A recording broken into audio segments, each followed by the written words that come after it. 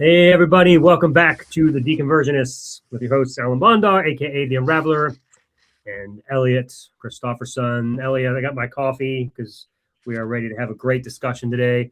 This weather here has been up and down. Yesterday or 2 days ago we had 3 days ago we had 70 some degree weather, and then 2 days ago we had 80 some degree weather. It was freaking amazing. And then it dropped back into the 30s. And this morning I got up and it was like in the 20s. And it even snowed yesterday a little bit. It's like Wow. all over the place. I mean, I think we're in spring, so apparently I need to wait till fall. Oh, speaking of fall, that's a great transition to talk about our topic today. No shame, man. There's no shame. So, Hey, it all spins the same. so let's talk about the fall. That is a very, very important thing.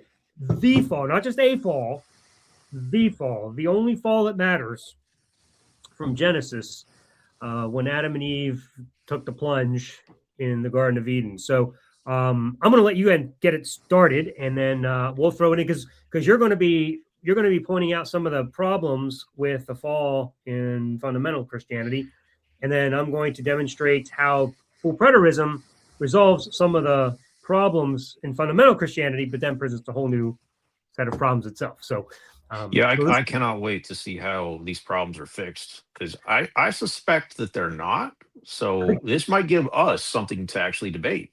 maybe Because I'm doing this totally cold turkey. I have no idea what the preterist position is on this. dude, So I'm just gonna everybody. respond. All right, everybody. I'm going to do the drum roll. Elliot and I are about to throw down, maybe.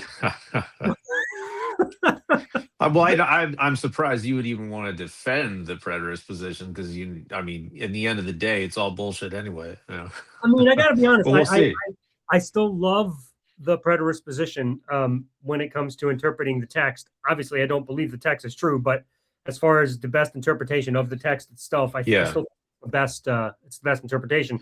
But Well, yes, this might merit this might even merit its own episode because I still love not love, but I still am partial to the full dispensationalist method of interpretation. So maybe we wow. can compare the two. And Yeah, that'll well, definitely. yeah, you know what? It all has to do with how you grew up. Well, obviously not you because you converted to preterism. Correct. You're up But to say. I've always been in dispensationalism. Now I know we've lost probably the 2/3 of the viewers at this point because I imagine most people are just average Christians that have no idea what the heck we're talking about. So, but don't That's the worry, thing. Stick around. We'll define terms. we're going to give you a crash course in how to be a professional Christian. That's right. How to be a So professional. so deep in the story that you've lost sight of reality. So, speaking of terms, let's just define the few that we've already started with, just so people know what we're talking about. Why don't you go ahead and just kind of give a basic definition or at least an explanation of dispensationalism? Okay. Yeah, I'll do mine, then you do yours because you obviously know. So I don't know, Ellen, how much you may have studied dispensationalism or been familiar with it. I was entrenched in it. I grew up in it. Oh, okay. We're coming from the same background. It's just that Oh yeah. you took the fork in the road. Okay. So Yep. for anybody who hasn't figured out or heard this before, dispensationalism is simply these eras of time that are labeled dispensations. Now you can call them epochs, eras, um, I don't know, systems, whatever. But you have a problem as an average Christian if you just read the Bible for what it says on the face value. Very quickly you run into issues like Old versus New Testament. Obviously, there's different rules at play from the same God, but he's interacting with humans in a different way. So some people will, the most common way of cutting up the Bible to make it make sense is to simply split the Old and New Testament. Say, okay, well, this is the New Testament. We're doing things differently now, or God's got a new system, whatever. So that's the most basic way. Another way is to divide it up into covenants. I mean, I'm sure most people have heard Jesus saying, "A new covenant I give unto you," or the Noahic covenant, or the how do I say it? The covenant God made with Adam, or the one He made with Abraham. So you end up with a bunch of covenants, and that's how people will interpret the Bible to make it make sense. Okay, we're under a different covenant now. Okay, so dispensationalists, they will split the Bible up into, I believe, 7 different dispensations. So basically, a dispensation is God telling humans, here's my rule book for this particular time frame. So I'm going to give you these rules and this method of salvation. So under dispensationalism, all ways to salvation require faith. You have to have faith in God in a certain way. But obviously, in the times before Jesus came, there was no Jesus to put your faith in. So you had to put your faith in something else. And it's usually just faith in God in general, but you also have to live in a certain way. So every dispensation begins with a new rule book, and then humans can't follow it because dispensations are God's way of proving to humans that they can't follow the rules no matter what rules he gives. So he's going to keep trying out new rules. So like the dispensation, I believe was called the dispensation of innocence, was Adam and Eve in the Garden of Eden before they sinned. So they were innocent. And then I don't know what they're all called. It's been a long time, but like the dispensation of the law was when God gave the law to the Hebrew people, and they failed. And then every dispensation ends in judgment. So obviously, the dispensation of innocence, the first one, ends in the judgment of the fall, and then the rules change. And they claim that we are right now in the dispensation of grace, when God is not particularly judging the world. It's the lightest rules, the easiest rules.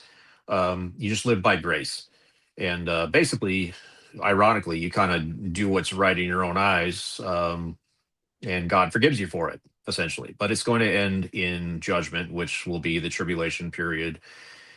Uh, and et cetera, et cetera. And then the last dispensation, maybe they don't even exist in the the eternity future, but God will destroy the earth with fire in Revelation, and he will create a new earth and a new heaven, and everyone will live happily ever after. So it's all completed. So that's it in a nutshell. Now, the way this works really well for these people is they can interpret the Bible in a very different way, making it make sense. Whenever there's a plot hole or God does something that appears contradictory, they'll say, well, for this particular dispensation, that's what God is doing. That's how he's interacting. So it appears to work really well if you're that deep into it. So there you go. Very well. So yeah, that's in a nutshell. Um, and the dispensations kind of align with the ages that take place throughout the Bible period. Yeah. So, and there's usually a patriarch of some sort overhead that's ahead over that dispensation. Yeah. Like Abraham, Moses, David. Jesus. Yeah.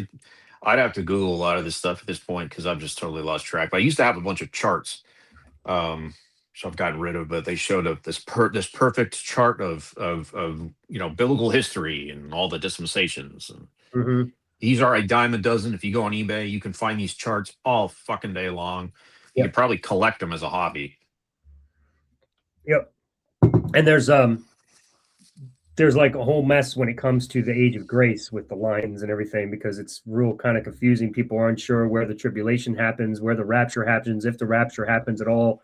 Like once you get there, it becomes real confusing, and people aren't really really sure when Yeah. Christ comes back. Does he come back here or here or here? And yeah, it's kind of Well, to make it even far worse, the Book of Daniel plays into this a lot, and we should do an entire episode just on the Book of Daniel because it's got a lot of prophecies about like the 72 weeks and how that relates to the Messiah. So the dispensationalists will go back to the Book of Daniel, and if you got some crazy preacher who's predicting the rapture is going to happen or the end of the world is going to happen at a certain point, he's almost certainly, almost a guarantee that he's doing arithmetic in the Book of Daniel to try to figure out when those 72 weeks end or whatever.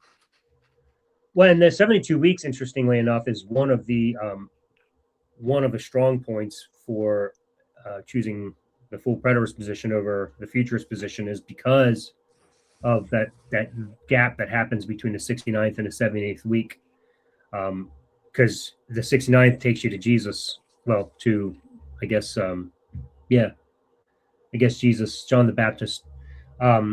and then you have this 2,000-year gap and counting for the Right. 70th week to take place, which is really bizarre because there's 69 consecutive weeks, and then randomly this gap that's not explained, but it's the only thing that works in the futurist system. Whereas in full preterism, that gap gets closed because it all takes place in that first century and it's finished. Yeah, and ironically, or just, I mean, it's a hilarious joke to me is that we're whatever era or epoch or dispensation we're in right now is clearly the longest. It's so far it's been 2,000 years. So Yeah, we've been in this holding pattern, just circling the airport in the airplane, waiting for this to end. And obviously, miracles don't happen in this era, and God doesn't show his face in this era. Like, there's nothing really supernatural that you can really point to, that would be as obvious as it would have been in other times in past biblical history where God did crazy stuff. So we're trapped in this modern era where we have this huge excuse for why we don't see these things happening. Like, oh well, we're waiting. Well, we're gonna be waiting for fucking ever, because it's never going to happen. right. Yeah, instead of the age of grace, I should have called it the age of hide and go seek. Yeah. Where the hiddenness of God is perfect for 2,000 Or years. the long time out, or the long sleep, or something, hibernation. We're all the Bible's in Well, yeah, hibernation right now. that would work because you got the 7 days of creation paralleling the seven dispensations. Day 7 is the day of rest, so God went to sleep. It makes sense. That tracks.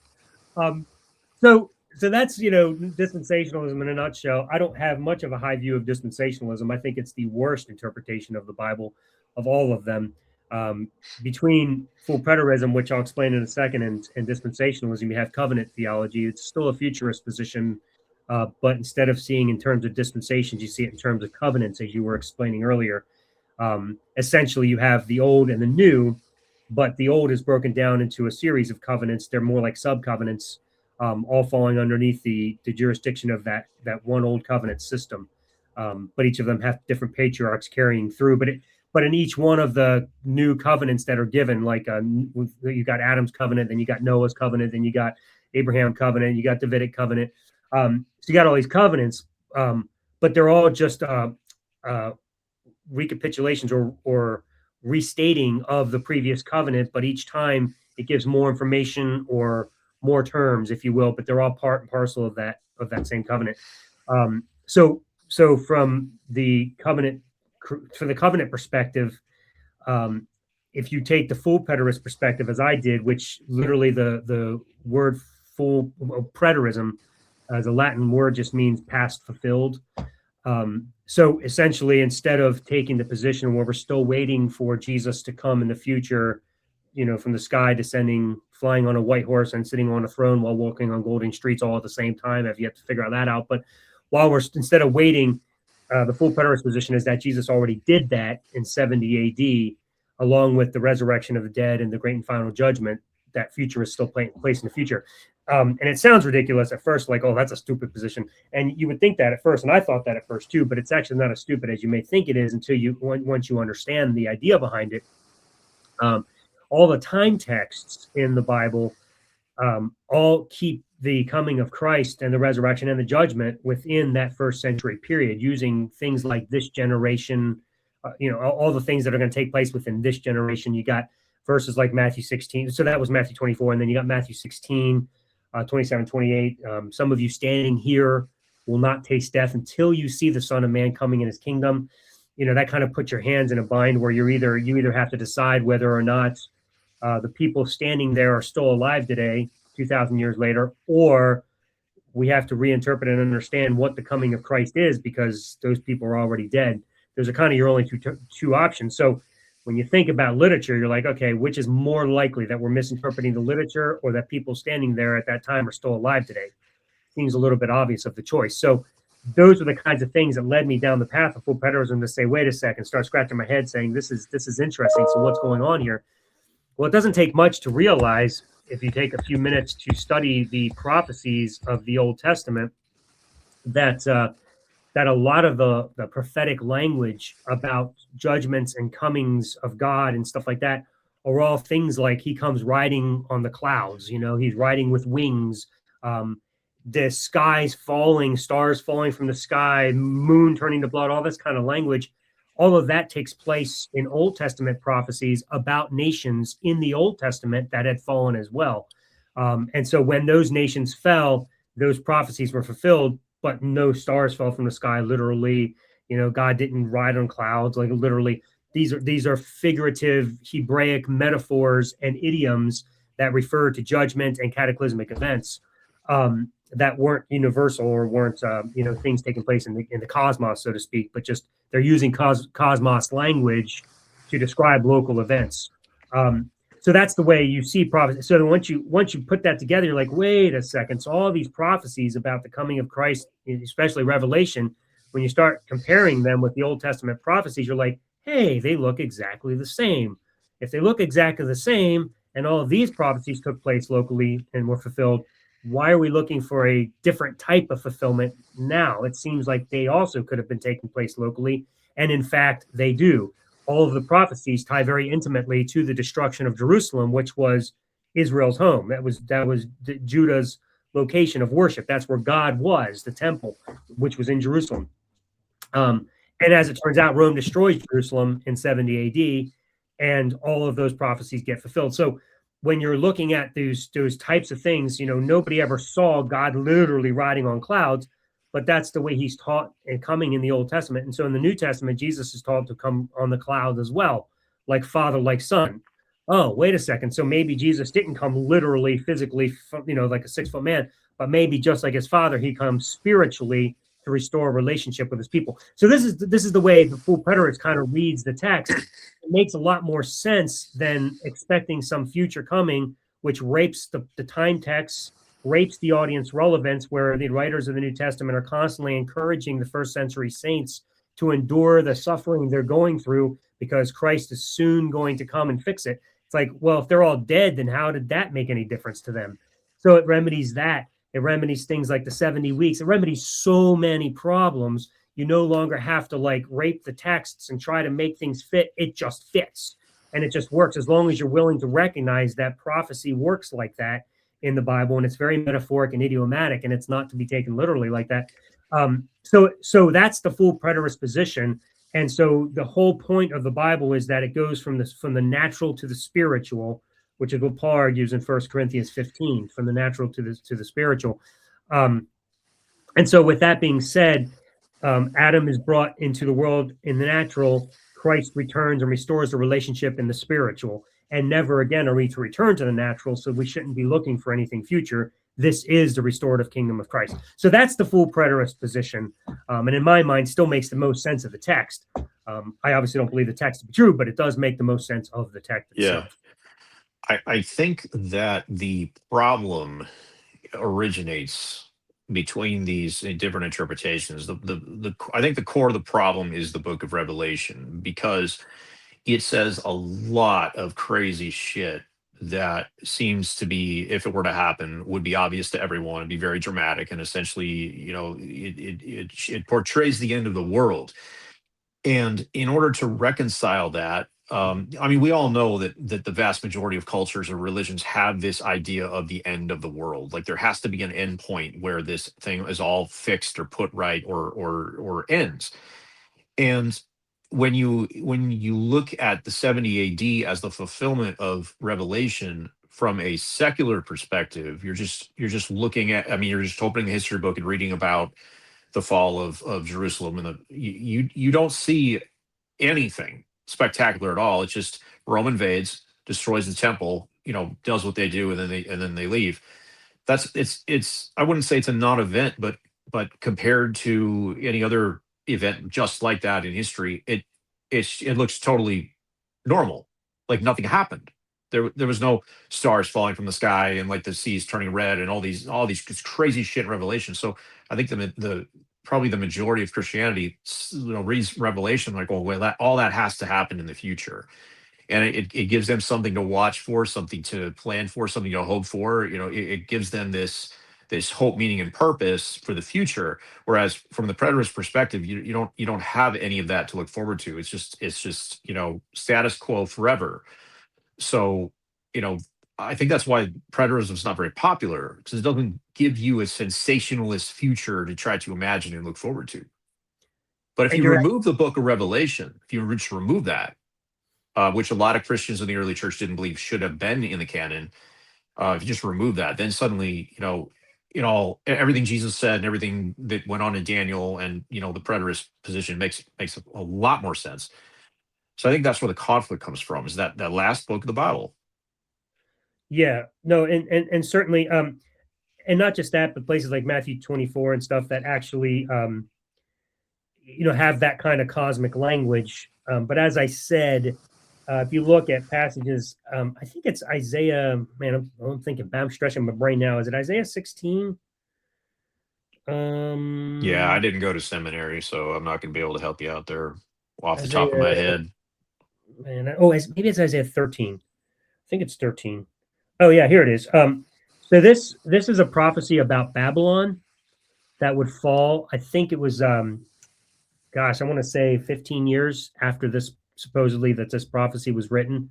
Um, and so it's a prophecy against Babylon. But just listen to, I'll just read just a couple of places where the language is discussing their destruction. Wail, for the day of the Lord is near. It will come like destruction from the Almighty. Because of this, all hands will go limp. Every heart will melt with fear. Terror will seize them. Pain and anguish will grip them. They will writhe like a woman in labor.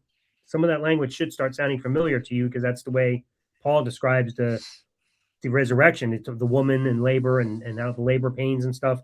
Um, See, the day of the Lord is coming, cruel day with wrath and fierce anger to make the land a desolate, to destroy the sinners within it. The stars of heaven and their constellations will not show their light. The rising sun will be darkened, and the moon will not give its light. I will punish the world for its evil and the wicked for their sins. And it goes on and on like that. All of that's describing the destruction of Babylon, not the universe falling apart.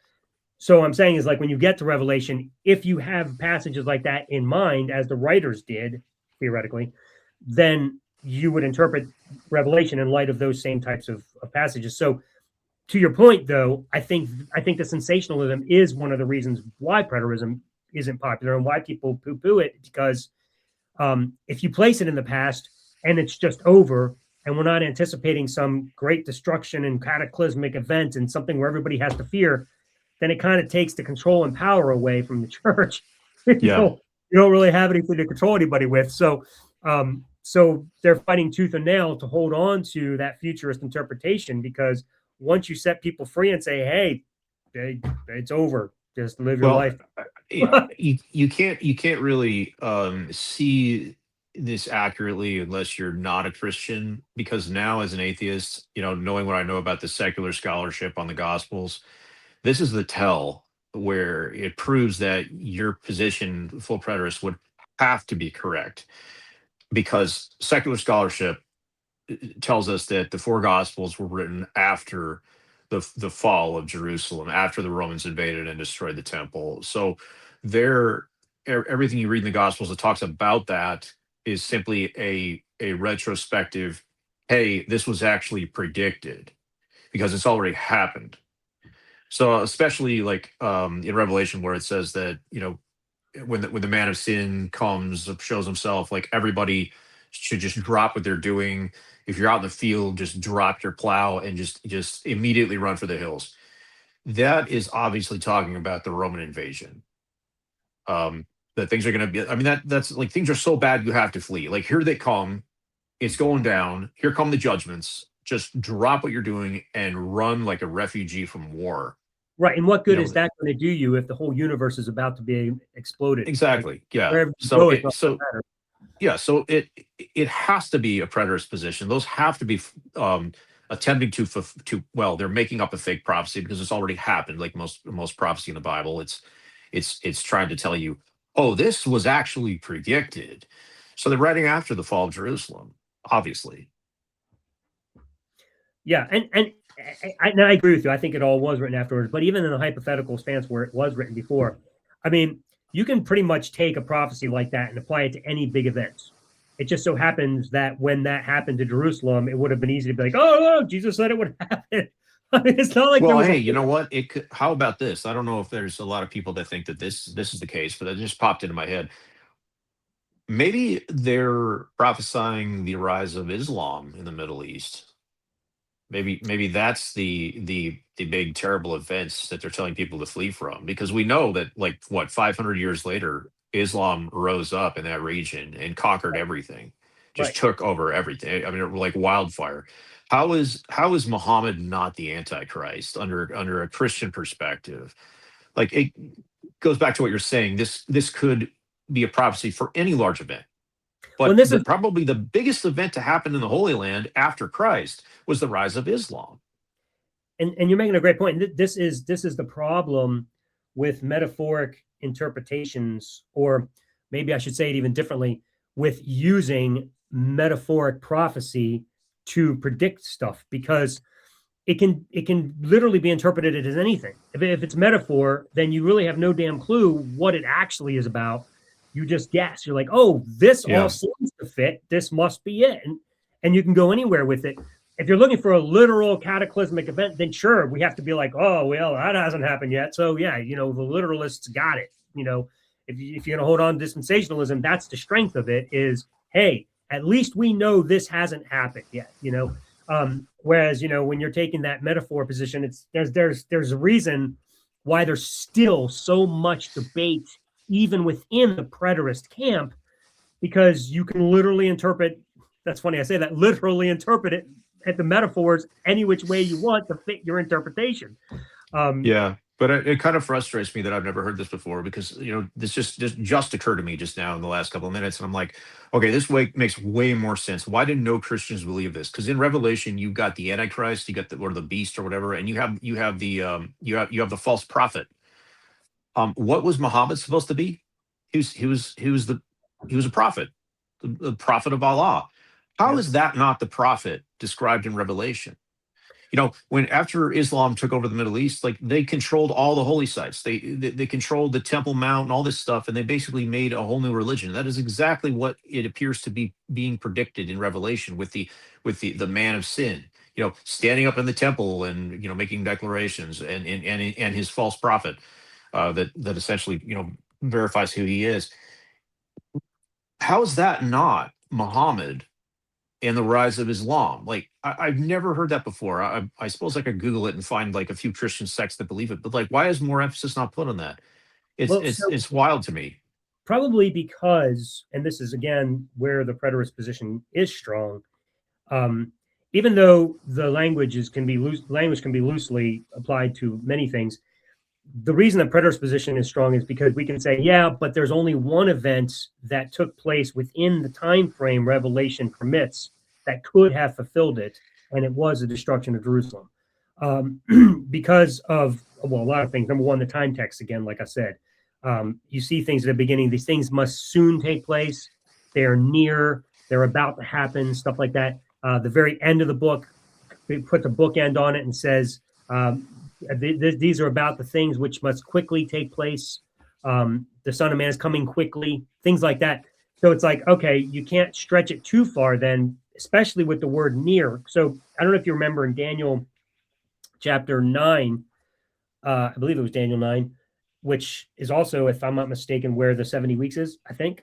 Boy, I'm telling you, I'm stretching my brain. It's been a Well, while. I mean, the references probably don't matter too much. It's But somewhere in there. wherever that is, Daniel, the angel comes to Daniel and he says, seal up the prophecy until the time of the end, because the time is not near, right? So he's supposed to seal it up. When you get to Revelation, John is told by the angel, don't seal up the prophecy because the time is near. So what's interesting is from the time of Daniel to the time of Revelation, scholars, give a, at least Christian scholars, the ones who hold it to a, literal interpretation of the Bible, they say it's written within 600 years of each other. So if Daniel was only written 600 years before Revelation, that means whatever event John was told is near must be less than 600 years from when the angel told Daniel it's not near. So there's only Unless you view the book of Daniel under the dating that secular scholars do, and then it pushes that up further into the future, a few hundred years. Well, right, It's like makes it even more most speculative. secular scholars put it at like 150 BC or even less, like during the time of the Maccabees. Sure. Um, So you're making there were more than one falls of Jerusalem. I mean, you're aware of Saladin coming in and conquering the siege of Jerusalem. It's a huge event, yeah. and he conquered the city and it fell. I mean, you could say that that was the Well, no, you couldn't. fall of Jerusalem. Well, you couldn't because I'm talking about the one that took place in prior to Herod's temple. Yeah, but Ellen, see, I'm looking at this through the lens of a Christian, and we don't you put a lot of weight on details and plot holes and accuracy here. So we Well, that's can only pretty because much do whatever we want. right, but I mean, there's still some things. There's still some things that make that are completely illogical and impossible. Like that temple destruction can't possibly be the fulfillment of Revelation because Revelation was written after it. Again, if you're going to come at it from a Christian perspective and say we're talking about prophecy, then that means the prophecy has to be written before the event, right? So I'm just arguing from a Christian preterist perspective, not Right, where I right, right. stand now. So Yeah, yes, it's but you know, so if yeah, you're so as a preterist, I would have argued that every book of the Bible was written before 70 AD. And I would have used yeah. internal evidence to demonstrate that. And but Yeah, obviously, I'm pretending to be an average Christian who sees a blood moon or an eclipse today and says, "Oh my God, it's prophecy coming to fruition right in front of our eyes." Like right. there's no care in the details or accuracy. I mean, how many boomers out there right now, if we had an eclipse this summer, would get on Facebook and they would just start spamming garbage about prophecy being fulfilled, about the sun being blacked out, or it's a sign of the times, a sign of the end times, or Jesus is about to come back. Like they just don't care, and that Correct. might be another reason why preterism's not very popular. You're right. Most Christians don't really care. Well, when was this book written? It's just not a question on their radar. It just Never, yeah, it just doesn't matter. So you know, you see a blood moon in the Bible. It's like, oh my God, this has got to be it. So yes, to your point, yes, you're absolutely right. I think that's where a lot of bad interpretation goes. But that's why I ended up with full preterist because I cared about these questions. I wanted yeah. good interpretation. I wanted to see the things that made so all of this stuff just made sense. It like it logically made the Bible coherent to me. Like it Right. worked, you know, and it actually made sense of the whole thing. Dispensationalism just didn't work. It doesn't the way you're explaining it does. You know, like if you don't care about making sense of the text and matching lineup and making sure that the Old Testament prophecies look like the New Testament ones, and if you're not Well, doing that, now I regret not going deeper into dispensationalism to because I'm sure because they always do. Like every Christian who studies anything in detail is gonna be confronted at some point. If they're a theologian, they're going to be confronted with these plot holes, and they're going to cook up post hoc rationalizations to make them work. And now I'm really, really wondering what the dispensationalist apologetics are for everything that you've said because I never was made aware of them. I oh, mean, they're from my perspective as a dispensationalist, I saw the charts and the timelines, and it looked so fucking perfect that I just bought it hook, line, and sinker instantly. Because what was my alternative? I mean, what am I going to do? I'm going to become a theologian myself and try to crack the code, like reinvent the wheel. I mean, it worked, and I guess it does come down to faith a little bit. Like I had faith in the system. I had faith in dispensationalism, but this makes it work, and I don't have to know how to fix these problems because I just have faith in God. yes, and that's a very valid point. You're absolutely right. That in itself, and I heard I've been listening to lately for some reason Glenn Scrivener, I think his name is, Yeah, had some conversations and debates with some other guys. And the one thing that I heard him recently say is that I don't put much stock in my ability to answer these questions. I just trust the man on the cross. I just trust that guy who did it. And I'm like, so you're essentially just saying I just randomly put faith in some dude because I'm just going to? yeah. It's an escape hatch they can always use. They always Yeah, have that at the end of the line when they run out of answers and they run out of rationalizations. They can just say, "Well, I just look to Jesus. I right, just have faith that God will think. I'm not God. How can I know what the right, answers to these questions are?" And right. instantly they're out. They've got it. And when the You can't God answer that. when the God of logic and reason, the very word, the logos, the logic of the universe, when he puts it in a book, he clearly didn't want us to be able to use our brains to understand what he was saying. He put it all there so that we would have to say, well, we can't figure this out. Let's just trust the man on the cross. Like, which is seriously, a what was the damn perfect point of the book? that is a perfect segue into the fall. Now that we've spent 35 minutes. Dude, Sorry. that was way worse than any of mine, man. That was bad. But the I don't need the logic is exactly how you fix the problems in the first few chapters of Genesis, just the first like 4. Because Genesis, especially the fall and the curse, form like the bedrock, the foundation for everything that we're talking about, because nothing that follows would be necessary without the fall and the curse. So my big frustration with Christianity, well, my frustration with like everything after Genesis is that if you just read Genesis itself and you don't have any of the other books that built upon it, you have a serious fucking problem. For example, just for a real quick example, which we probably won't have time to get to today, but like when God is judging the snake, the snake comes and tricks Eve, and then later on God judges him. He takes away his legs, and then he makes this statement about how the snake will bruise your heel, but you will bruise his head. Okay, in that entire passage, it says absolutely nothing about Jesus, and it says nothing about Satan. Yet later on in the Bible, I don't know where exactly it was. You help me out here because you know the Bible a lot better. You've been to seminary. But later on, Romans 16, if I'm not mistaken, the Apostle Paul says he will bruise your heel and you will crush his head or whatever. he refers to that being Satan and that being a prophecy for Jesus. Yeah, he Yeah. crushed the head on the serpent or something like that. Yeah. If you are writing scripture later, you are reading Genesis and you are adding whatever the fuck you want to try to fix the problems and make it make sense. But you can't do that. I mean, you can, and people believe it. But if I am simply reading Genesis in isolation, I get nothing like that. It's obvious that later on they made shit up and put it back in the story that did not appear in the story the first time. If God had a real message about Jesus and Satan, and he intended for that to be portrayed in the fall and the curse, why the fuck didn't he say that at the time? I can make anything up and put it back in the story thousands of years later. It's not fair. It's not right. It's you doing that. It's Paul doing that, or it's Jesus doing that.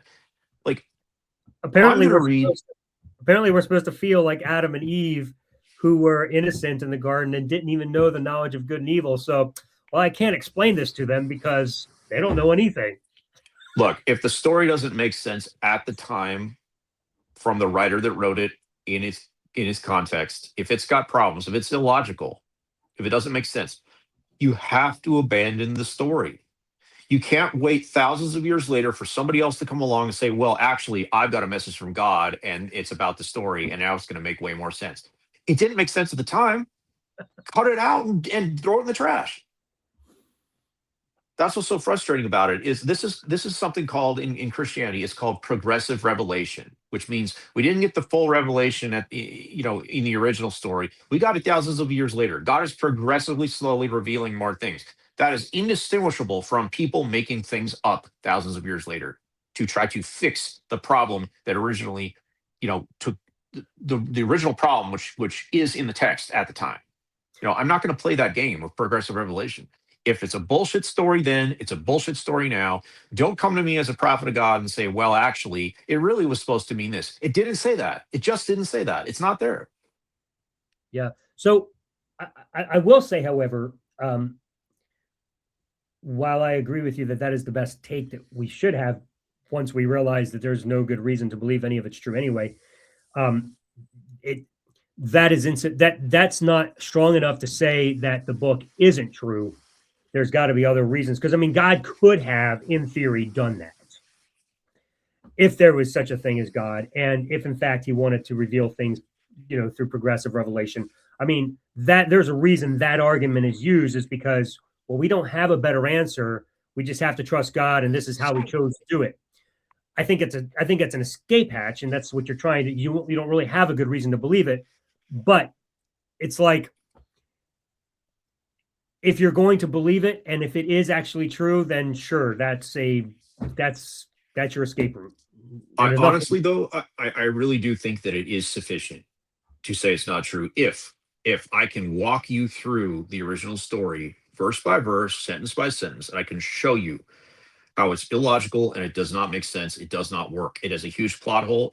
In isolation, the story is destined for the trash can. If I can do that, I think that's sufficient to throw the story away. I Like think you I really do. I think you can do that with the fundamental interpretation of Genesis, but once I bring the Pret interpretation, it's going to change things. So, but let's do that Let's because let's do it. Yeah. why not? So I have the verses queued up here. So let's pop them on the Okay. screen. So We'll start. what I think we should do is I originally wanted to do this with incorporating both the fall and the curse, but I think we're going to have to just cut the curse out and hold that off for another I, episode.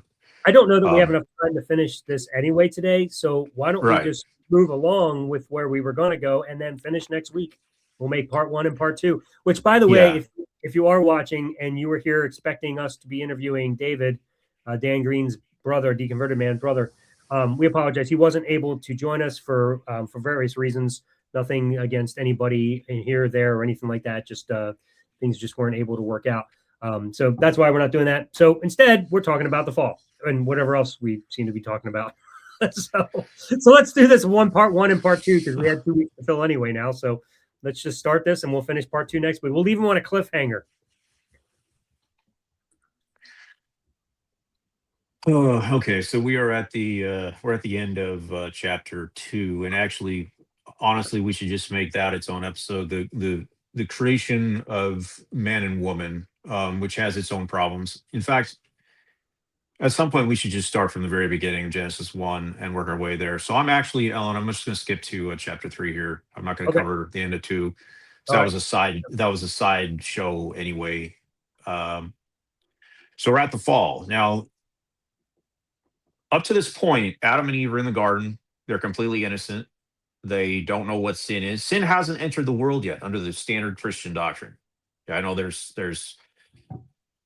some conflict there with certain denominations. I don't care because they want to put Satan and fallen angels even before the fall. So did sin exist? I don't know. It doesn't matter. But for humans, sin did not exist at this point. They're perfectly innocent. They don't know what sin is. They are simply there in the garden, hanging out. As far as they know, this is it for them. Like this is eternity for them. So here we go. Genesis 3, verse 1. Now the serpent was more crafty than any other beast of the field that the Lord God had made. That's interesting. I don't know why somebody would think that, but we'll let that go. That means that beasts were crafty, as it implies, and that the serpent was more crafty than any of the rest. So it's the writer of Genesis is giving agency and maybe free will and maybe and definitely intelligence to the animals, which I don't think anybody would look around the animal world today and think that that's true, that an animal would actually be thinking these things like the snake obviously is. So we're still in verse 1. He said to the woman, so we have a talking snake. Now, God doesn't explain this at all. Did all animals talk? Did was it just the snake? Because just out of the blue, it's the snake says to the woman. So that right away doesn't make any sense because I've never had a snake talk to me. It didn't whatever. The snake asks, "Did God actually say you shall not eat of any tree in the garden?" And the woman said to the serpent, she's acting like this is totally normal, like you have conversations with animals.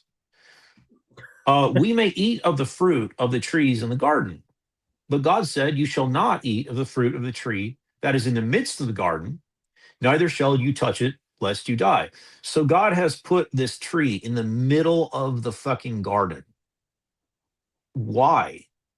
Like he says, okay, you can eat of everything but this one tree. But instead of like not putting the tree there, he puts it right there in the middle. It's almost like a monument. This is the one tree you should not eat from. Why? Honestly, if you're a Christian, you got to ask yourself this question: why the fuck would God do that? Why? Like, if he has something he doesn't want humans to have, why give it to humans? Because he put it in the middle of the garden. He gave it to them and then said, "Don't eat it." How many times do you know, do this with your children? You know exactly what they're going to do. If you have something that apparently is enticing, I mean, it's got fruit on it. Let's say you bake some cookies. You bake a whole batch of different cookies, and you put them in cookie jars on the table right in front of them, in the middle, middle of the garden, and you say you can eat all these other cookies, but the ones right in the middle, you cannot eat them. How long is it going to be before your kids are like, I wonder what those are like? Like, you are setting up your children for failure. You Yep. are you. It's like your ultimate goal here is to give them a spanking, is to discipline them, but you don't have a reason yet. So you're going to create a scenario where they're going, because you as the parent know this, they're going to do the wrong thing, and it's going to give you the right to then discipline them. Obviously, in my view here, it should be everybody's view. God is setting them up for failure on purpose. Because why is it in the middle of the garden? Okay, Free will, man. Free will. free will. Yeah, we're going to get to free will. That's an episode all its own.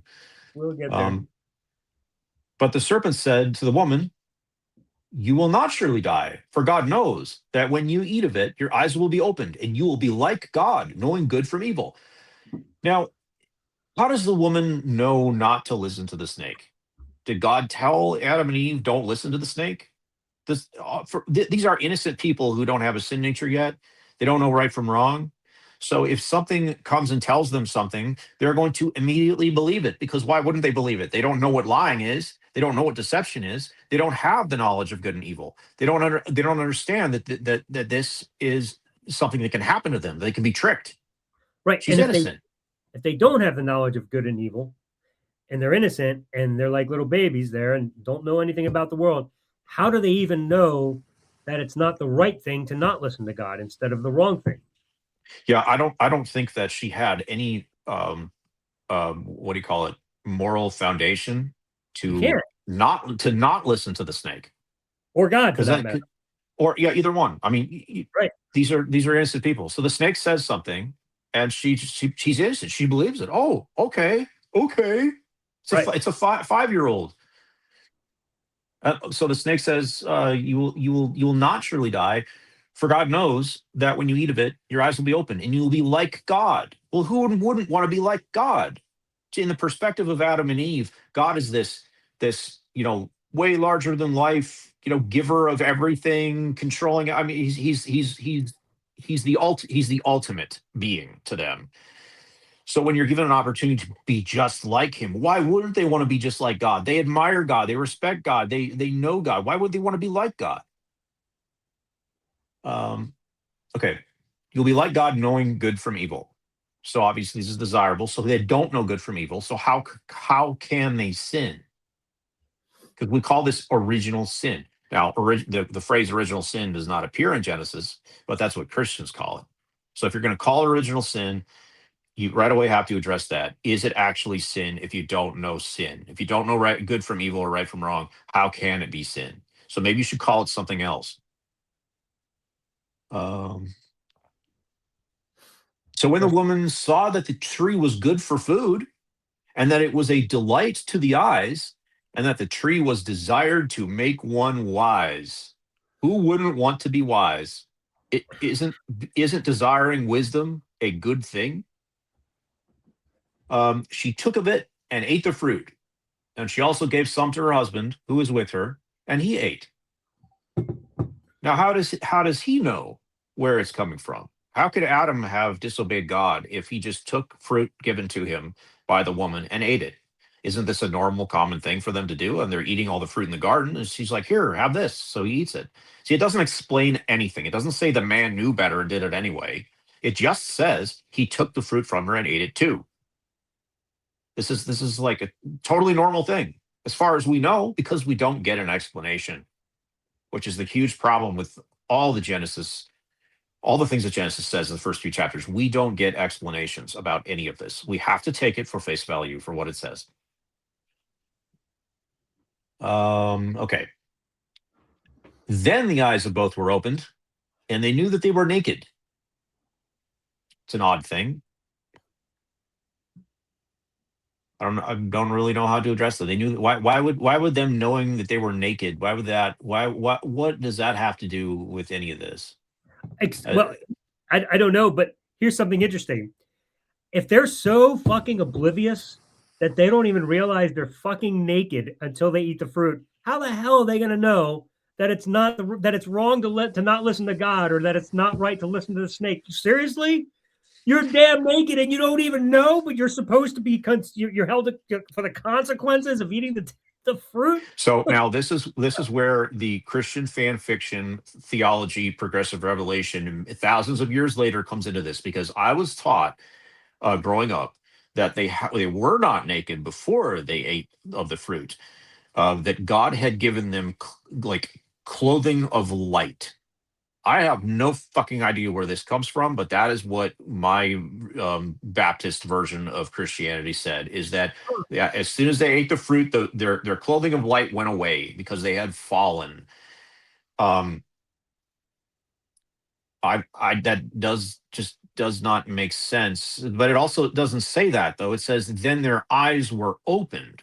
Right, So how can they be wearing clothing of light that they're going to right, somehow lose during a fall if it doesn't say that? It just says their eyes were open and like suddenly they're seeing themselves for the first time. right. It's just bizarre. The implication is they're seeing something that was there, not that there's something different Right. was there. Right. Yeah, Nothing's changed except the only thing in this passage that changed was that the only thing that's changed up to this point is then their eyes were opened. right. Well, metaphorically, were their eyes closed before? It's such a strange verse because like we're Adam and Eve walking around blind, just walking on faith up to now. Now suddenly their eyes are open. So I'm going to take. I guess I'm forced to take that as metaphorical. They weren't actually physically opened, but suddenly their eyes were metaphorically opened, and they knew that they were naked. It doesn't even say Right. that they became naked or that they saw they were naked. It's just that now they know they're naked. So you didn't before the knowledge of good and evil, they didn't know they were naked. So I guess being naked is evil. Apparently. And if the And if the and if eye, it's evil, why were they naked before? right. And if the eyes of both of them being opened is spiritual or metaphorical or something like that, then how do we know whether her giving fruit to Adam was also not metaphorical or spiritual? Like, how do we know any of this is literal? Like, how are we deciding what parts are literal and what parts are metaphor?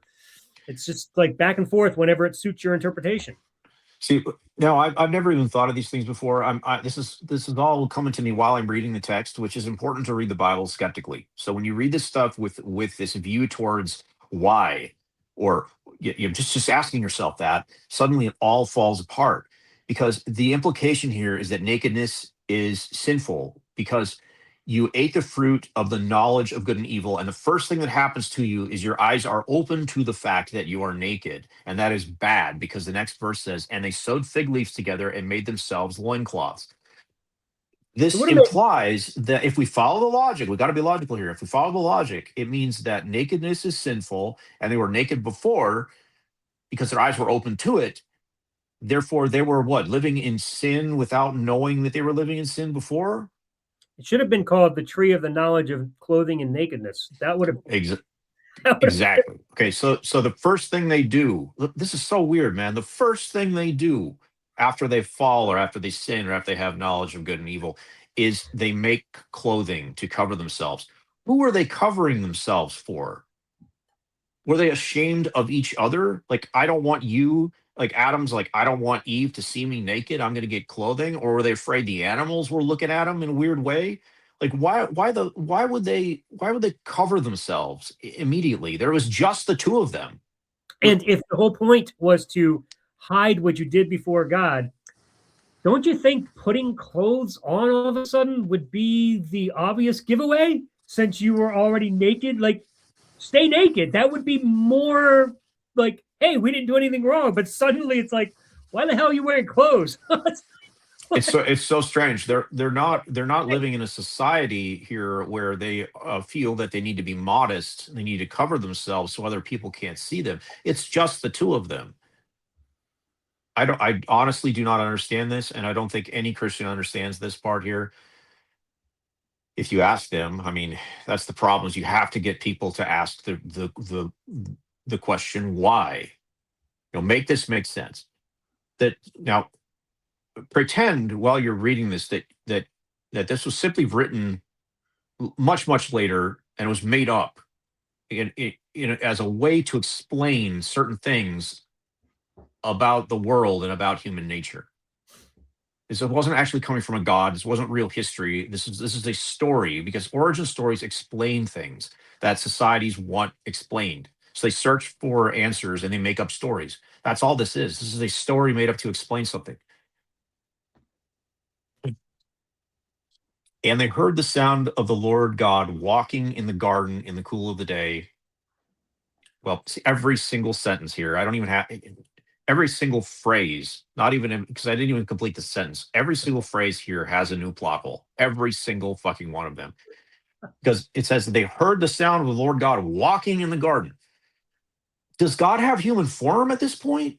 How is he walking in the garden?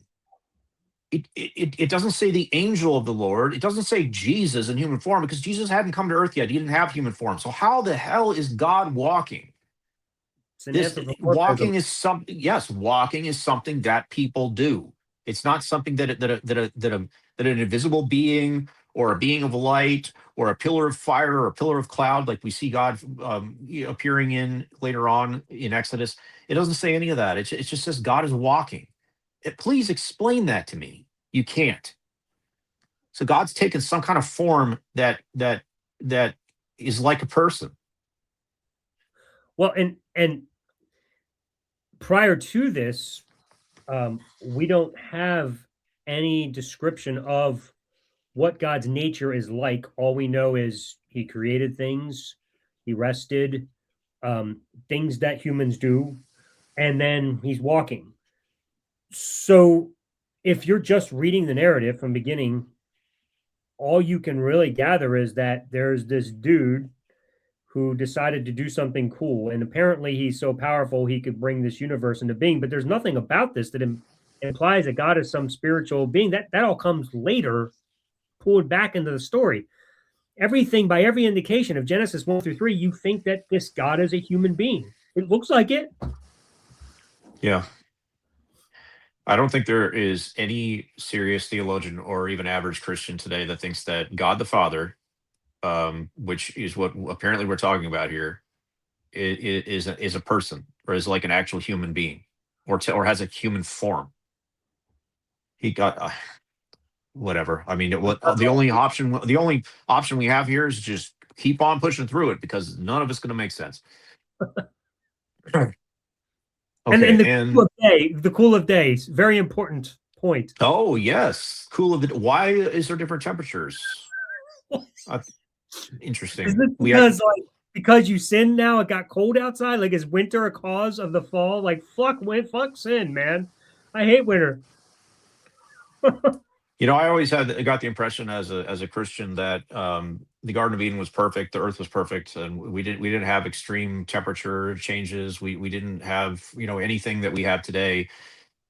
All this is a result of the fall, wintertime, springtime, what have you.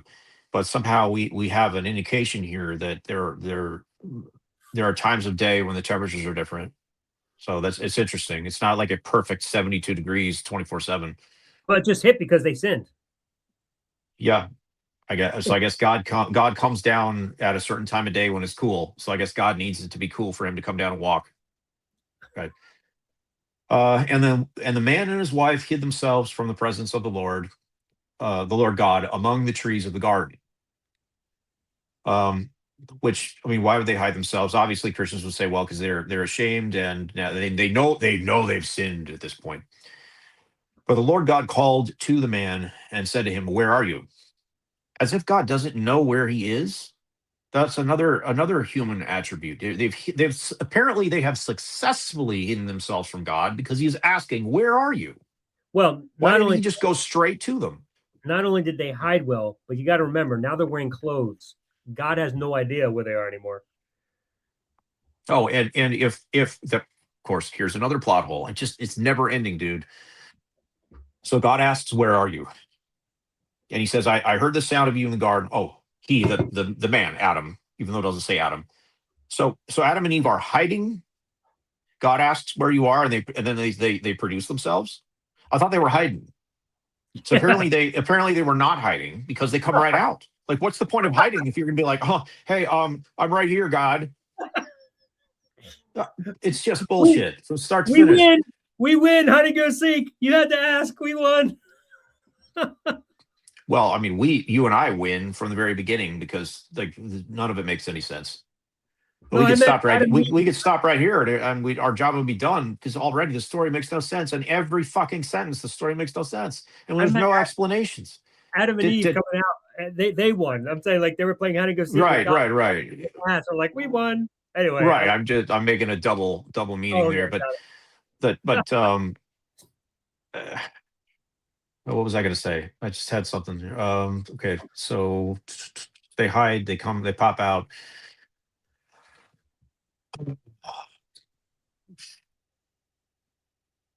and Adam says, "I heard the sound of you in the garden, and I was afraid because I was naked, and I hid myself." Then God says, I thought they "Who put told?" clothes. God says, "Who told you that you were naked?" And then he immediately, like, "Oh, well, if you know you're naked, have you eaten of the tree which I commanded you not to eat?" So it's as if all of this is about being naked. Like as soon as you eat the fruit, then you realize you're naked, and that's the problem. So that's why you hide yourself. That's why you make clothes, and that's the first thing that you say to God is, "Well, I'm naked," and then God immediately connects that with eating the tree. Um, so it's all about nakedness here. So far. Um, and the man said, "The woman whom you gave to be with me, she gave me the fruit to eat, and I ate it." So Adam's implying that he doesn't even know yet that it's the fruit because God says, "Have you eaten of the tree?" And Adam says, "Well, I ate some fruit that she gave me." Like, I don't know. How do I know if it was from the tree? He's implying that he's still ignorant of this. Well, he does say she gave me fruit of the tree. So I'm Oh, I'm fruit assuming. of the tree. Oh, okay, okay. You know, I have to retract that. Okay, yeah. So he gave fruit of the tree and I ate it. not to Okay, mention earlier it says he was with her when she ate from yeah. that. So So because unlike a Christian, I want to be accurate. So if I fuck that up, I retract it. Um, then the Lord God turns to the woman and he says, "What is this that you have done?" And the woman turns to the snake and says, "The serpent deceived me and I ate." So it implies kind of here that Adam's not the one who sinned because God immediately puts the blame on the woman. What is this that you have done? It's like she fucked it all up, which is interesting because then why then does God judge or curse Adam later if he wasn't the one that did it? God's blaming Adam blames the woman, and God blames the woman, and the woman tries to blame the snake, who is obviously the one responsible for this anyway. Well, ultimately it's God because God put the snake there. He, I mean, we know from from chapter 1 and 2, God created all these animals. He gave them their attributes. He even describes some of their attributes. Obviously, God is not going to create a snake without making it more crafty than any other beast of the field that God had made. God did this on purpose, yep. made the snake the craftiest, and he puts the tree in the center of the garden. How I'm just being coldly logical here. How is God not responsible for setting up on purpose this entire thing? Not to mention that that he's all knowing under the standard Christian doctrine of the attributes of God. God's all knowing. But even if you took that out of it, and God wasn't all knowing and did not know how this was all going to play out, he still set it up on purpose to try to get it to play out. So now we get to the curse. Immediately, we're at the curse. So the curse itself, which was the whole point of this, is verse 14 down to verse 19. So we have 5 verses. That's all the curse is 5 verses. Now, this is the largest plot hole in the entire Bible, I think, because he describes what he's going to do now to obviously not fix it. God could have fixed this immediately. He could have rewound the clock if he controls time. If he's omnipotent, he could have made he could have made them ignorant again. Instead of waiting, because he's got perfect foreknowledge, he's all knowing. Instead of waiting till the time of the flood to destroy everybody on the planet, including women and babies and children, and make everybody suffer and put Noah through this horrible event, kill the 2 fucking people. Just kill 2 fucking people. That's it. 2. Wipe them out and start over. If that's the way you have to handle things, and by wiping people out, why do you have to do it at the flood? Why not just here? He could have flooded the earth right now. Yeah, exactly. If that's what if that's the only way he could think about to get rid of sin, do it here when there's 3 people who are responsible are present. Like you're going to wait until everybody, and then you get to the flood, and you wipe everybody out except these 6 people, because the whole idea is to get rid of sin and all this evil.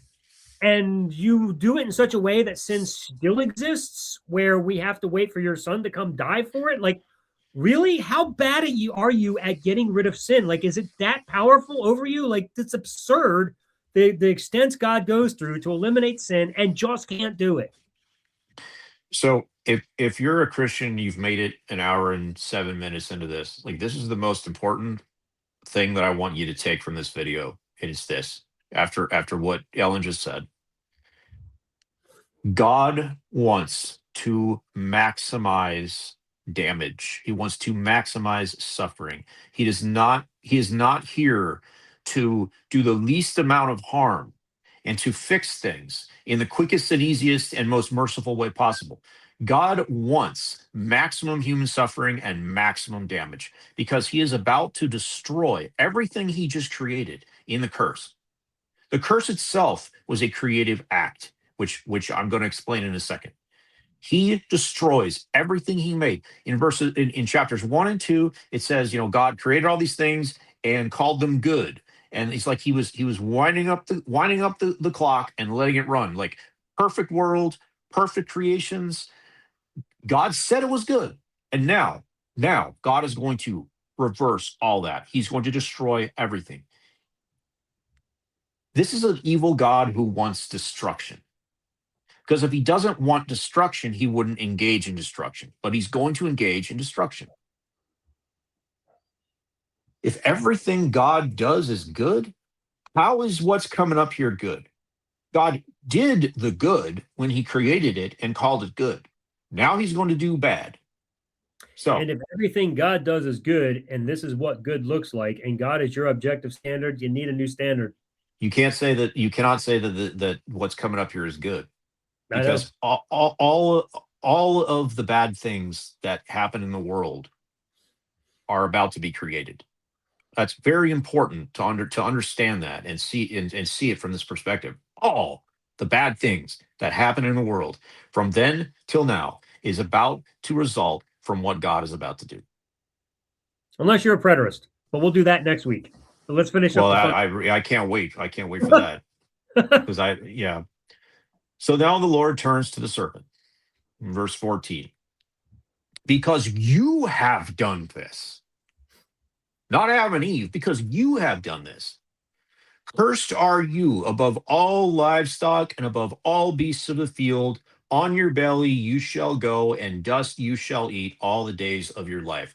Now, let's realize for a second here that this is not talking about Satan. It's not talking about Lucifer. Not talking about the devil. He is talking about a snake because Satan doesn't crawl on his belly eating the dust of the field, for all the days of his life. Okay, Right. Satan is a supernatural being that we get introduced to much, much, much, much later. Okay, he is talking about a snake. He's cursing the snake specifically, which is bizarre because there's a lot of other animals throughout the world that appear to be far more cursed than a snake. They have And if far worse attributes and worse lives than a snake. But okay, yeah, he's going to curse the snake above all. yeah, and if you're going to use the argument, oh yeah, well that was because Satan possessed the snake, and so God's just holding the snake accountable for having this Satan possess him. Then the How is snake didn't do it. how's this the serpent's fault? Like seriously, I you're well, gonna praise the snake for this? I've had pastors and Bible teachers tell me that the serpent, the snake, had low moral character and allowed Satan to possess him. So the snake is being judged for allowing Satan to come into him, which is not in the story. It's just not fucking there. But okay, let's make moral judgments on animals now. Wow, but hang on a second. So you're opening the door to allowing animals to have morality now. That changes the argument completely. That's That's fascinating. what that is a it's called a post hoc rationalization. It is made Wow. up. It is fan fiction. It is a way to try to rehabilitate and fix the story. Okay, and it's not in the story. So I don't subscribe to that. I don't know why I ever did. It makes no sense. Okay, so he's still now. Remember, he's talking about the snake because he's putting the snake on his belly to eat dust. It says, "On your belly you shall go, and dust you shall eat all the days of your life." I will put enmity between you and the woman, between your offspring and her offspring. He shall bruise your head, the woman's offspring shall bruise your head, and you shall bruise his heel. We are still talking about a physical snake. This cannot be Satan. Why? Because what do snakes do? Snakes bite people on their heels, on their feet, on the lower parts of their body because they're on the ground. So it said, "You shall bruise his heel. You shall bite his heel. You shall bite people."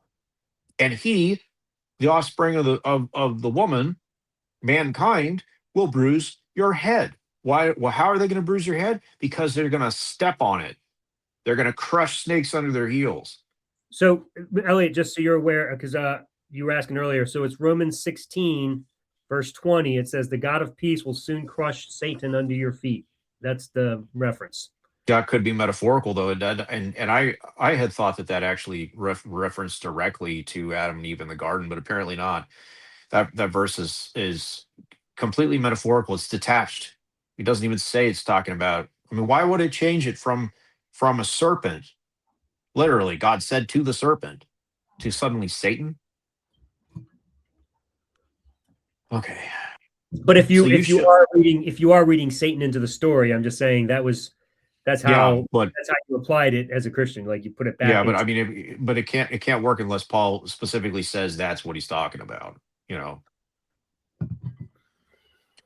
Okay, so we're past that verse 15. Now we're to 16. So now he turns to the woman. Now it doesn't say why he's doing this to the woman, but he did tell the snake why he's doing it to him. He says to the snake, remember in verse 14, "Because you have done this." So now we get to the woman, and he doesn't say why he's doing it. He just says, "I will surely multiply your pain in childbearing. In pain you shall bring forth children. Your desire shall be contrary to your husband, but he shall rule over you." This is a kind of an interesting verse here. So we know why women have pain in childbirth, and it's because of the largeness, the size of the human head. We have developed a brain so large through evolution that it causes problems when in the birth canal. This is not a mystery. This is not a judgment from God. It is simple physics. Okay, so I will surely multiply your pain in childbearing. And now this is written as an explanation from a time when people did not have science. They did not have the same amount of information. They didn't know anything about evolution. They didn't understand that we need these large brains. That is our survival mechanism. That is our That's what sets us apart. That's what makes us human, is these large brains. Well, they don't know that it's the largeness of the human brain that's causing pain in childbirth. So they're like, okay, we got to figure out why this is happening. Well, why do no other animals, have such terrible time bearing children? Well, oh, it's because women are cursed. Because the next verse is, your desire shall be contrary to your husband, but he shall rule over you. So we're trying to explain what is wrong with women. Why are they so antagonistic to men? Because your desire will be contrary to your husband. So it's like telling it's essentially saying there's a wedge between men and women. They're fighting all the time. Whatever, women apparently want things that men don't want. So your desires will be contrary. So you're going to fight all the time. But he shall rule over you. So it's like putting women under men. Um, the men are going to rule over the women and subjugate them or whatever. So it's like it's actually, what it's doing is it's describing the way things were during that time and place. It's not it it's looking at the social structures the social norms that they observed, and trying to find out, okay, we have to come up with a story to show that this is the way it's supposed to be. Men are supposed to be over women. They are supposed to subjugate them and tell them what to do.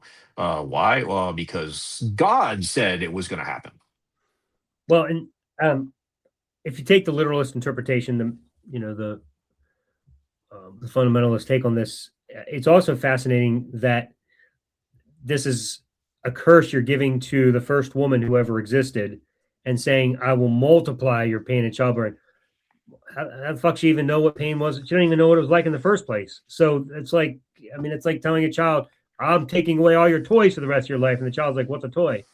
It's not a, Exactly. it's not a consequence because I've never experienced it to begin with, so I don't know what you're talking about. Exactly. Now, it's important to recognize, because we haven't even gotten to the pain and suffering in the world. All we have is the pain of the woman during childbirth. So, what has God done so far in the curse? He has cursed the snake and put him down on the ground, and he has made it painful to have children. So now he turns to Adam. Now, God does not specifically curse Adam in a physical way. Instead, well, we'll get to it. It says, because, Adam, because you have listened to the voice of your wife and have eaten of the tree. It's kind of implying you're not supposed to listen to your wife. Interesting. Um, you have eaten of the tree which I commanded you, you shall not eat of it. Therefore, cursed is the ground because of you. In pain you shall eat of it all the days of your life. Thorns and thistles it shall bring forth for you, and you shall eat the plants of the field. By the sweat of your face you shall eat bread till you return to the ground, for out of it you are taken, for you are dust, and to dust you shall return. That is the end of the curse. What is God actually cursed here? He cursed the snake, he made childbirth difficult, and he has cursed the ground and told Adam he's gonna die and return to dust. Now, this is the only part in Genesis that describes the earth going from perfect to a brutal fucking nightmare that we have today. Now, what I mean by that is all the suffering that does not come from humans, that humans don't do to other humans. We take that out of it. Everything else we see in the world apparently came right here from these couple verses. Diseases, natural disasters. Um, there is so much that exists in the world that causes human suffering and causes animal suffering and causes chaos.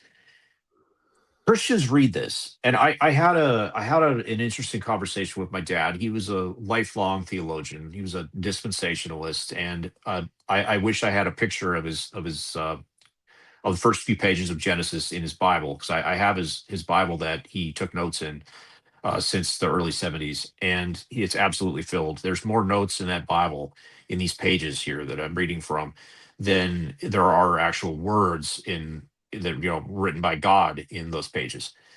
And I asked him, after I was an atheist, I said, I read this to him, I read the curse to him, and I said, you are telling me that you're cramming every bad thing in the natural world, every terrible thing that causes human suffering, you're cramming it all into this short passage about cursed is the ground. You're gonna you're gonna eat the plants of the field, thorns and thistles, the sweat of your brow. How are you getting these insane diseases and pestilence and viruses and germs and like natural disasters? How are you getting all of that out of these verses? And he didn't have an answer. He said, yeah, I am. Yes, I am. That's where it all came from. Like, this is a simpleton's narrative, this story. This explains nothing.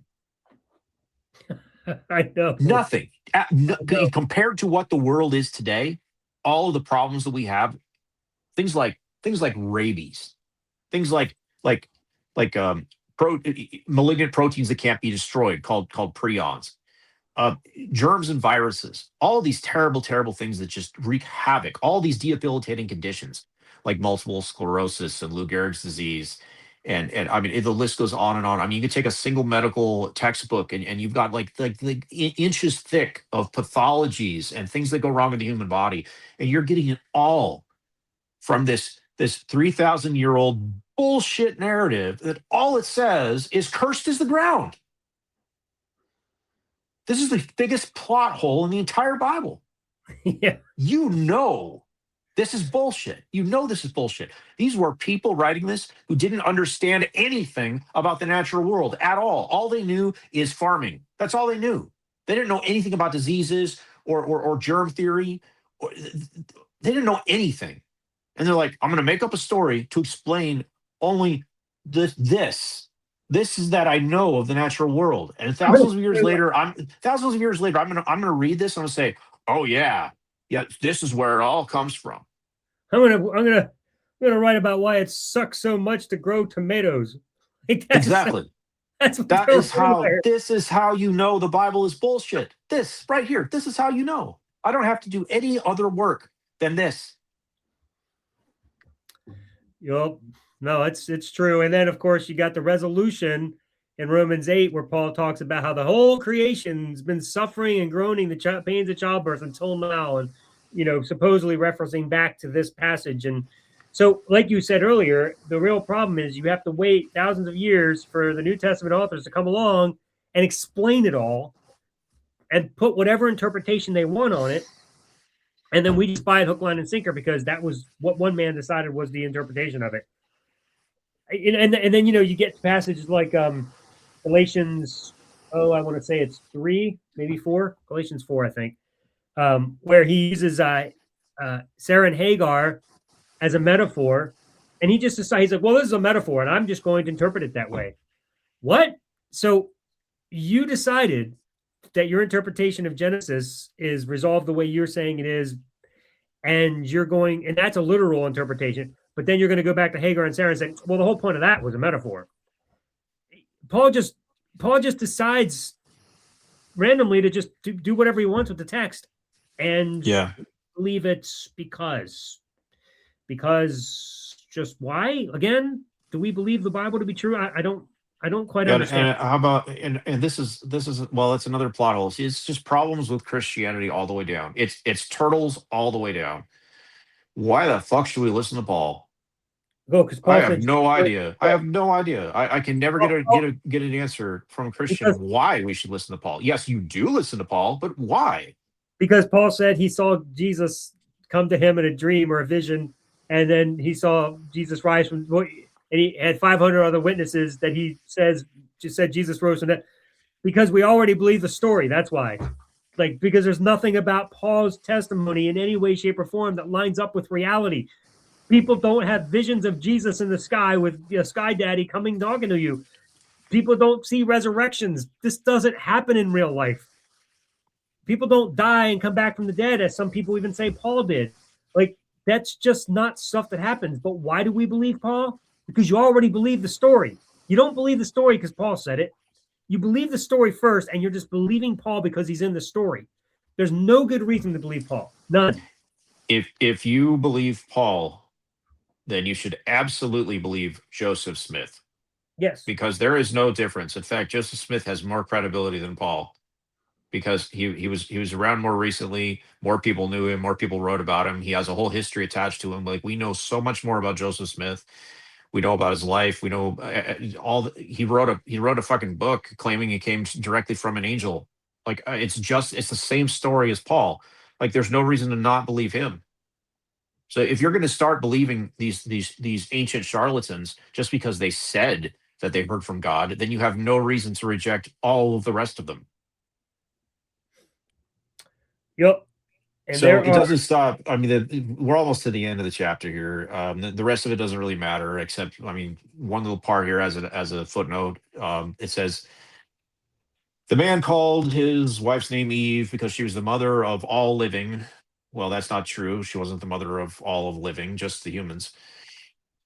And the Lord God made for Adam and his wife garments of skins and clothed them. So the implication is that God killed some animals. So we have to continue to multiply the destruction and the suffering. Now God is killing animals, making clothes out of them. How barbaric is that shit? Honestly, what the fuck was that? God is now using skins and hides from animals to create clothing.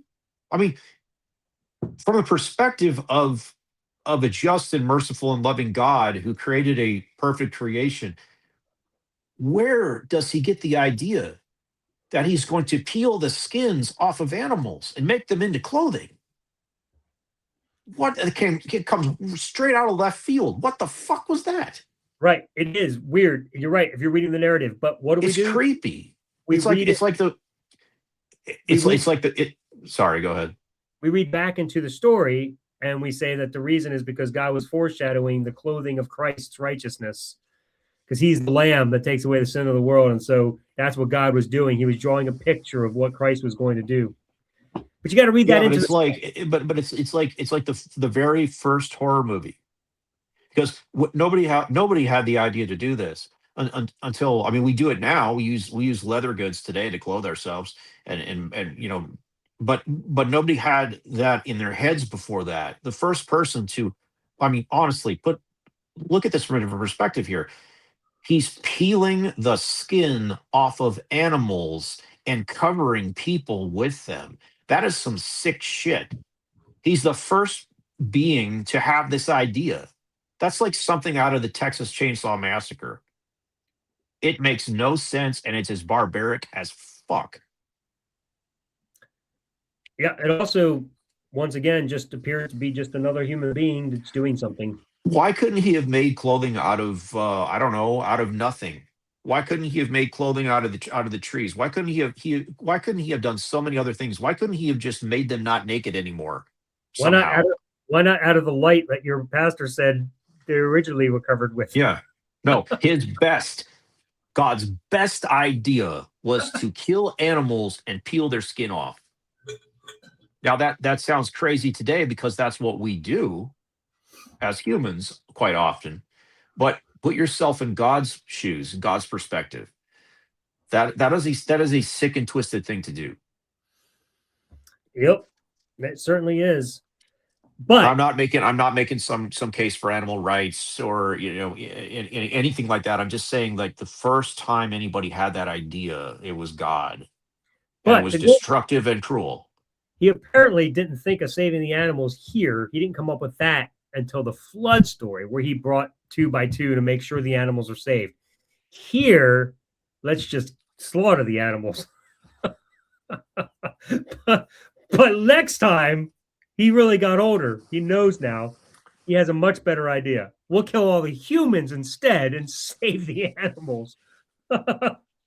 Good God. But why did what? Yeah, I mean, why didn't he kill Eve and take her skin and use it to clothe Adam? I mean, she Dude, was she was the one responsible anyway, right? I mean, or, there's no end to this. or for So crying out loud, take the fucking snake and clothe them. He's the reason this all happened. get rid of the snake. I mean, God could have done anything, but this was the best way that it could have been done, because God only does the right thing, right? Dude, God only does the perfect thing. This was the perfect way to fix all this. it could have been a nice leather jacket if there was a serpent. I'm just saying. Yeah, but I think that is a really important point. that I think I really want Christians to take away from this as well is that everything that happened here in this chapter, in chapter 3, everything that happened was everything that God did, every action he took here was the perfect and only way to do it, because God only does perfection, right? This was the perfect way. Give me a fucking break. You know this wasn't the perfect way to fix this, but this is God's way to fix it It's best he could do. or to Best he. destroy it. Yep. What did he So do with before we did they at least eat it? I mean, like, doesn't tell well us. before we end this, I think we gotta read verse 22 at least, because Okay. it's very interesting. It says, "Then the Lord God said, Behold, the man has become like one of us in knowing good and evil. Now, lest he reach out his hand and take also of the tree of life and eat and live forever. Therefore, the Lord God sent him out from the Garden of Eden to work the ground from which he was taken." Blah blah blah blah blah. So God is somehow he's talking to somebody, and God says, "Behold, the man has become like one of us, knowing good and evil." Who is he talking to? I would love to know. Christians will say, well, that's the Trinity. He's talking amongst his multiple personalities, but it doesn't say that. It doesn't say that at all. It just says one of us. There's no explanations given. This comes out of nowhere. Suddenly, God is talking to somebody for the first time. God No, is it's talking actually to someone else that is not no, no. Adam and Eve. He does that in the creation account too. Let us make man in our image. Oh, correct. Yep, you're right. Yeah. You're right. So whoever Yeah, he's but talking he but to is likely the same ones there. whatever's going on here, he's talking to somebody as if they're fellow gods. But the He, doctrine of the Trinity doesn't come for thousands of years, and it's only explicitly stated in a single verse, which now we know was added to the Bible to make the Trinity make sense. So that verse of the New Testament says Father, Son, and Holy Ghost. That doesn't belong there. So we never actually get the Trinity spelled out or explained anywhere in the Bible. right. My take on the us and the we there would have been the gods as you're suggesting from Yeah, like Psalm. multiple gods. There's a council of gods in Psalm 82, and I think that's what's going on here. But most Christians just make oh no, there's only one real God. There's no other gods, which is odd because why is God saying thou shalt have no other gods before me? I mean, if there's no other gods, why make that command? What's the point of a Yeah, command if there's actually no other gods? Well, a god is anything you worship, and that's where you get that stupid argument from people. Anytime you worship, everybody worships something. You guys are worshiping whatever, because everybody worships. You have to have a god, and everything's a god. It's just because your TV is your god. well, the thing is here that Christians have had thousands of years to make up, to expand the stories and make up excuses. Yeah. And so everything that we say here is going to have some kind of counter to it from Christian dogma. But the problem is that it none of it is found in the actual story itself. It has to be added later.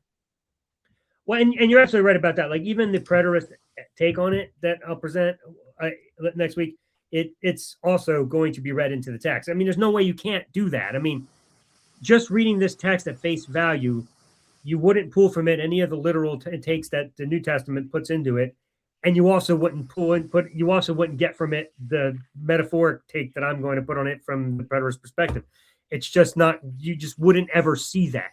Like you have to Yeah. read it what you want to read into it because the story in itself just makes no fucking sense. Yeah. Now the problem is that there was a point in history when this was all that they had, allegedly. So if you do this thought experiment and you say, okay, I'm going to pretend like I'm on a desert island and I dig up a Bible, or no, I don't dig up a Bible. Suddenly, I dig up just the book of Genesis. That's all I have, because the Bible was made chronologically throughout history. So it would make sense that at one point you could be on a desert island and you find Genesis. That's all you got, and you read the story, and the story makes no sense. But you don't have progressive revelation to fill in these gaps. What do you do with the story at that point? Well, any reasonable person would just take the story and be like, huh, I guess it's an interesting story, and they would just put it right back where they found it and move on with their life. You can do that with every book of the Bible. In isolation, these books don't make any sense. They fall apart very quickly under any kind of scrutiny. So why then do you put them all together and suddenly now they all make sense? Is that how God's word works? Like these all should make sense alone in isolation. If that's all you have, it should absolutely answer your questions and make sense. If it doesn't do that, you have no justification to preserve it or to live by it or to believe it. Yeah, if it's really written by God and God's word is supposed to reveal who he is, you're right. Any freaking chapter in the Bible should be enough to find God with and to be like, oh my gosh, I'm inspired. I feel his presence. I know it, you know what I mean? Something. But it's just not the Yeah, case. I should not need a prophet 1,000 or 2,000 years later to finally show up and make it make sense to me. Like this is if this is truly coming from a God, this is God's word. And he wanted us to know these things. You judge them in isolation, judge them individually. If they make sense, they make sense. If they don't make sense, throw it away. Don't try to build your life on it and say, well, I don't understand it, but I'll just take it on faith. Yep. That's absolutely true. That's the only reason we're here is to help you guys see that. Because as you know, every Christian has their own version of Christianity. We're here to unravel your conversion. We will see you for part 2, everybody, next week. Have a good night.